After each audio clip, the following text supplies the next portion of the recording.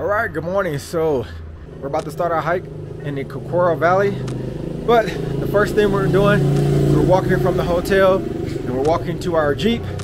Once we get to our Jeep, we're gonna take a short drive up to the valley. And once we get into the valley, that's where we're gonna start a 4 or 5 hour hike. And I think it's a 4 or 5 hour hike, including the round trip. But at this point, I am packed light. I have everything that I think I need in my bag. I have a lunch that was given to us by the tour guide. I have some binoculars. What else do I have? I have a poncho, just in case the climate changes on us while we're there. And I have a bottle of water. And of course I'm wearing long sleeve shirts because we're gonna be walking through trees. And if there's trees, I'm gonna anticipate that there's a bunch of bugs. So this should be an interesting walk. I'm excited for it because I love being active, and we're gonna see what happens. Oh, and I got this cool hat for like $4 last night. 20,000, I think it was 20,000. Oh no, it was 12,000 pesos. And a quick conversion is just divide the number of pesos by 4 today in this current rate.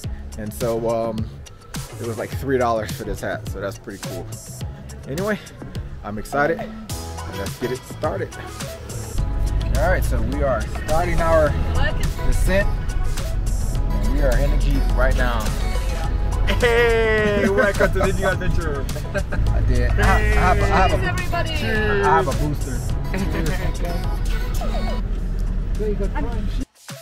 The Cocora Valley is the main location where the national tree of Colombia, the wax palm, can be found, as well as a wide variety of other flora and fauna, all of which are protected under the park's national status. The wax palms can grow up to 200 feet tall and are the tallest type of palm tree in the world.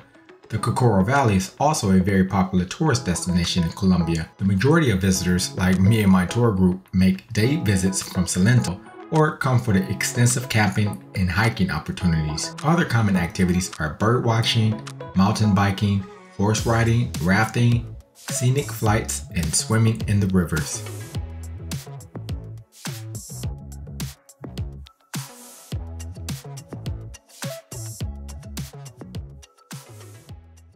All right, so we made it to Cocora, and it is a beautiful sight for sure. It was approximately a 26-minute drive in the Jeep to get here, and the view is just beautiful. So that's going to be a very fun walk for sure. Look at that skyline. So at least at the start, they have places that you can have a drink, buy some waters. Oh yeah, so right now the temperature is pretty decent. It's around 50 degrees. Actually, let me not lie. Let me see what the temperature is. All right, it is currently 67 degrees in this area. That's 67 degrees Fahrenheit. And I actually just learned the thumb rule. If you want to easily convert from Fahrenheit to Celsius, you just subtract 30. So that's 37. And then you divide by 2. So that's around 17 degrees Celsius. The first thing I smell in this region though is not fresh air. All right. It smells like horse manure. And it's very dusty. So hopefully as we go up further into the hill area or the mountainous region, the air gets more fresh, and we don't have to worry about the dust that's being picked up from these trucks and Jeeps. All right, so as I was saying, right on the ground, that's exactly why you smell what you smell when you first get here. It's horse manure inlaid, but that's okay. Don't let the horse manure stop this beautiful view that we are getting. And we're about to start on this hike.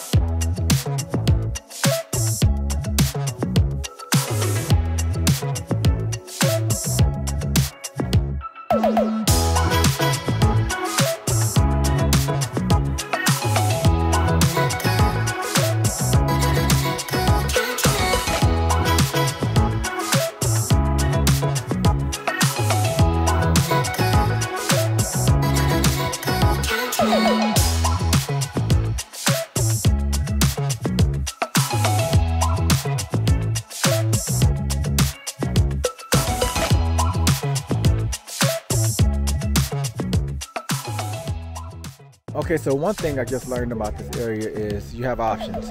You can either come out here and hike this area for free. So that's what this road is here. But what we're doing is we are going to be hiking this path here, and this path is owned by someone personally. So there's an entrance fee. It says 15,000. So you divide that by 4, and that's what, like $3 or something like that. So so that's the path that we're going to take, and I'm going to take us through this way.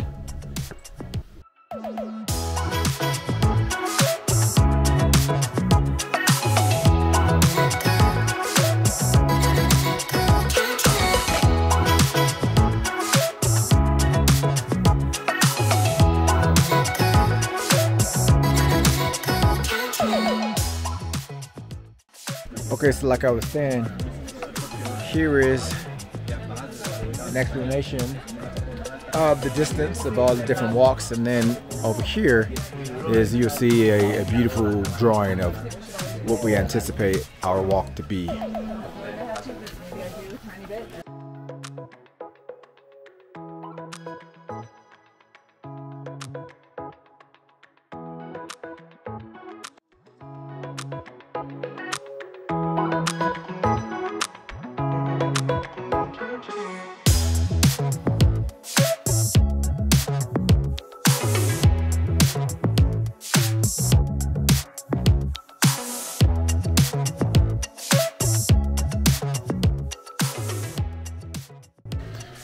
Okay, so now that I'm off the main road where everyone shows up, it does smell very fresh. The air has a little incline, so I'm breathing hard. Whew. Or it's a steep hill. Anyway, so now I'm smelling those flowers, and I'm smelling just fresh air. So it smells good from this point. So I'm glad to have escaped the horse poo.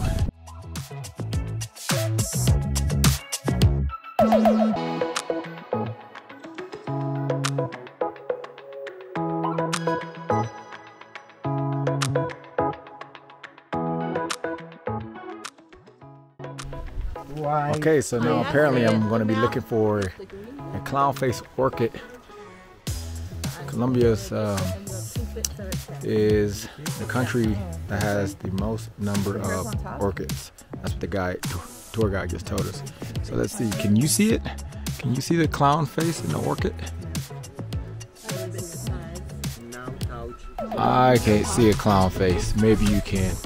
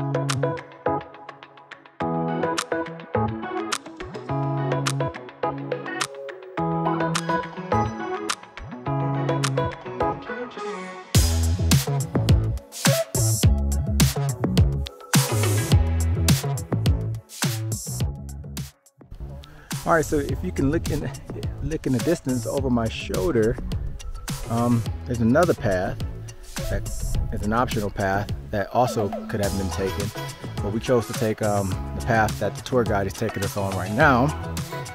But I hear that if we would have taken the optional path, they both connect to the same location or the same view that we're going to eventually see, but that path connects to a glacier. So at least that's what I was told. So you have choices of which path that you will take if you were to come out here and walk this trail.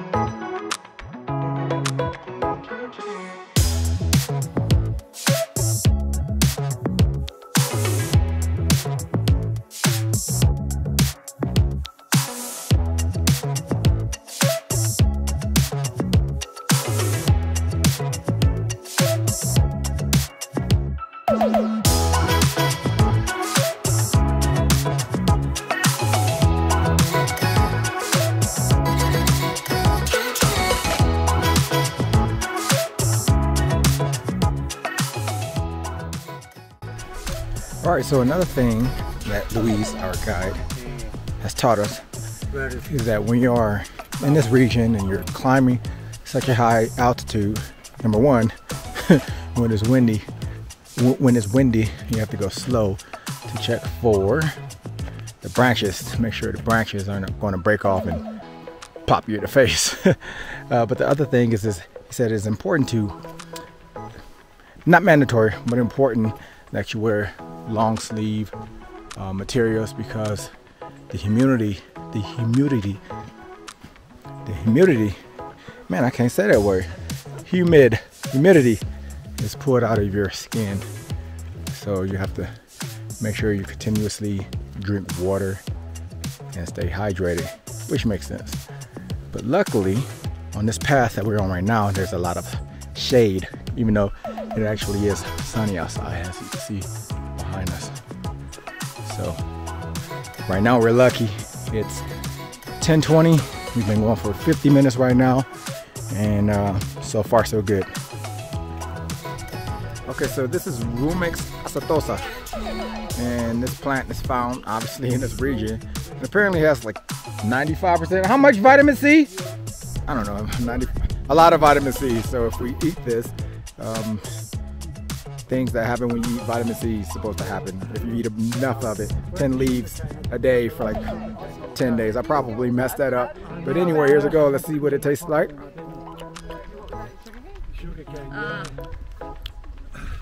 It tastes like mint. All right, and here is the plant.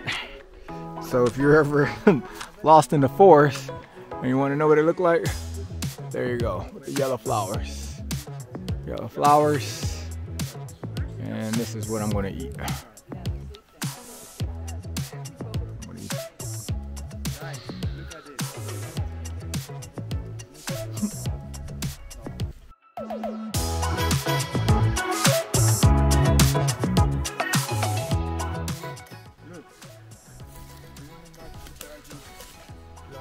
Nah, bruh. Yeah, exactly. I'm gonna teach you something about that flower later. Okay. So now I'm gonna try this purple flower, and let's see if I die. You're not gonna die. It was recommended by this guy, so anyone watching this video, yeah. The name of that flower is Siete Cueros, and this one is the tree. Yes, the tree. So cuero means the different skins that the tree has inside its trunk, and that is gonna help you to give you water if you are in a survival situation. Yes. That's something. And do you know something about this tree? So the people have like a legend, a myth, something that if you make love, you make a love down that tree. But not below. Yeah. If you make love below the tree, you're gonna have eternal love for all your life. Eternal love for the person? Yes. Oh, okay. For the person. Okay, eternal love for everyone. So, if you wanna have eternal love with somebody, you have to come here and do and make love below that one. Perfect. On the path so everyone can see. Unless there's a tree somewhere else. Over the grass, yeah.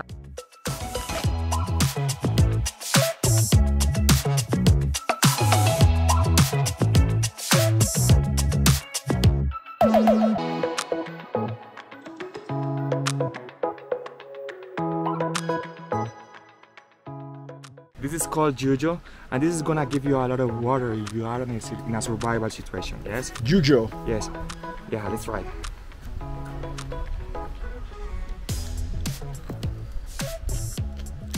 It is a lot of water.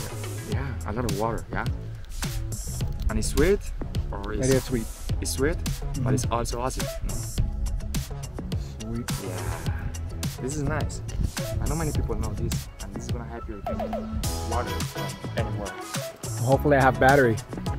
That way I can like go back and watch my videos so I can see what it looked like. But I'll never remember that. Yeah.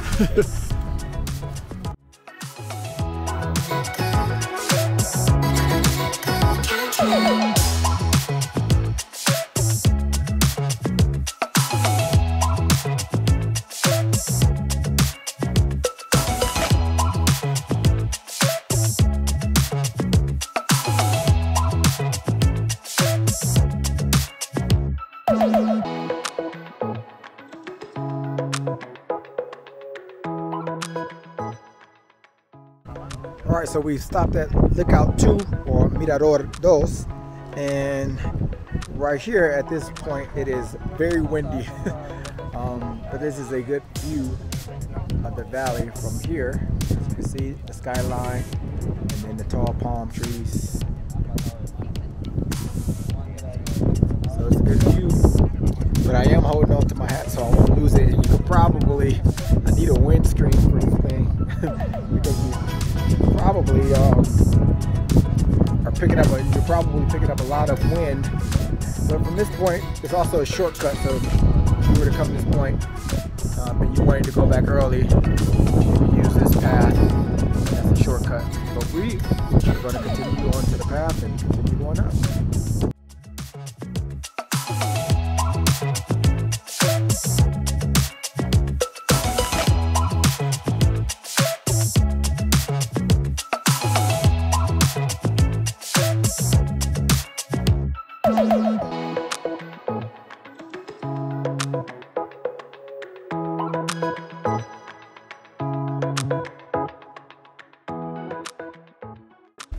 Okay, so we made it to, I don't know if this is a halfway mark or not. We still have about 2,000 kilometers to go, but at this at this halfway mark, I found something interesting, and that is they are actually selling rum and Colombian alcohol at this rest stop. And so they sell a shot for 10,000 pesos, which is about what, $2, I guess. Yeah, so $2 you can have a shot to hydrate if that's something that you wanted to do.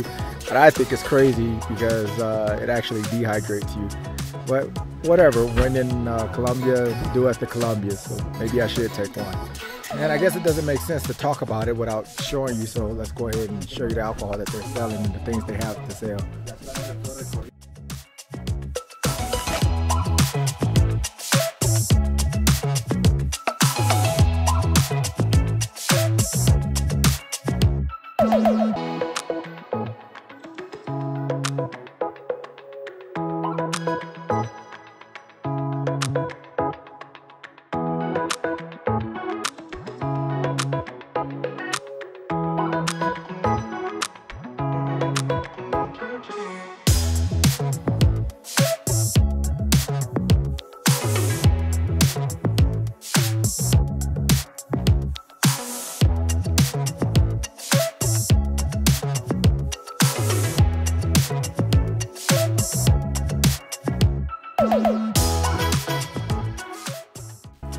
Alright, so I just learned something else that's very interesting. So this is a coffee bean. Alright, so if you ever find yourself lost in Colombia for whatever reason, maybe the government or guerrillas captured you, you're not supposed to eat this, even though it's a coffee bean. I was told that it has 300 times as much caffeine as a regular coffee bean, which means that if you were to eat it, it'll stop your heart. At least that's what I was told. Right, Luis? Yeah. It will stop your heart. So don't eat it.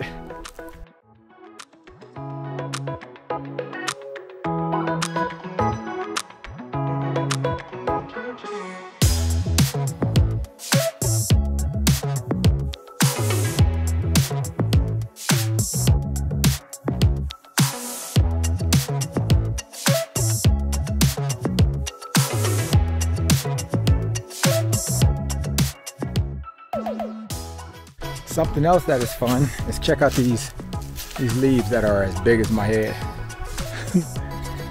So those leaves are called atuño leaves, and their purpose is to protect the growth under them. All this plant. Okay, go ahead. Plant in land, 380 years old, and 380 million years old. Years old. Yeah. And these are very resistant because we can unstick this segment and then we can assemble again and the plant follow alive. One more time. Ooh, I have to trust in my eyes.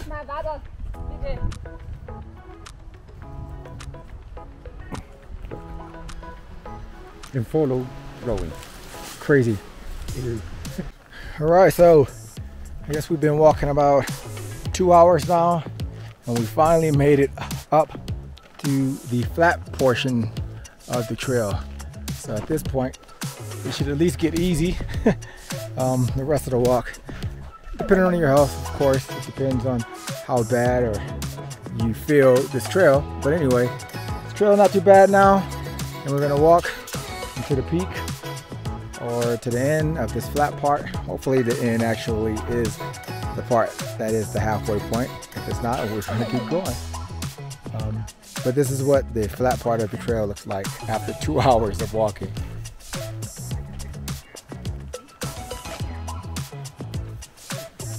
So the word flat is actually used loosely because it's actually still curvy, going up and going down.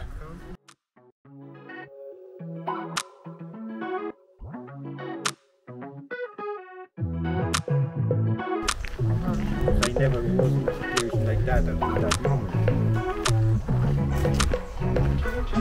So do you have a survivalist school or survivalist excursion?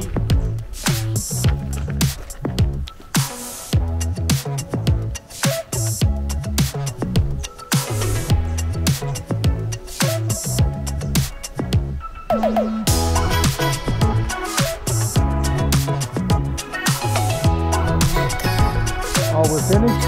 We're at the top now?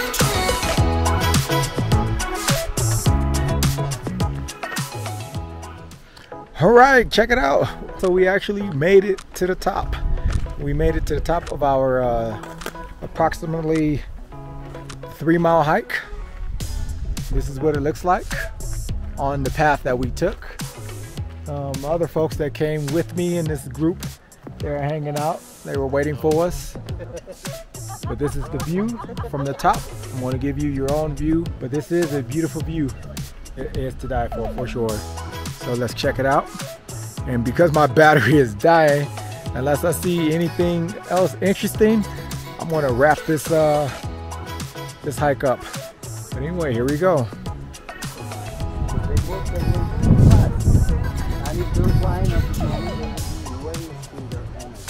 Unless they have extra flowers.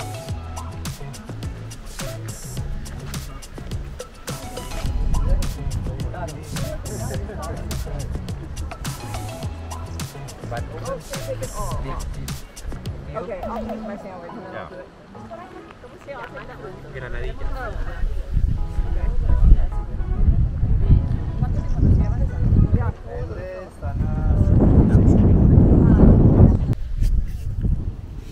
So just real quick, as this battery is dying, here's a great view of the Cocora Valley from one of the viewpoints.